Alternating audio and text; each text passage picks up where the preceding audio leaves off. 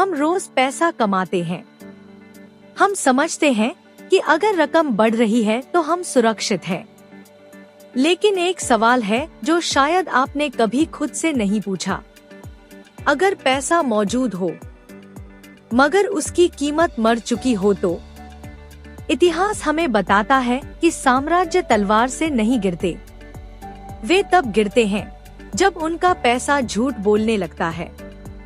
यह वीडियो किसी एक देश की कहानी नहीं है, यह उस सिस्टम की कहानी है जो चुपचाप पूरी दुनिया को चला रहा है।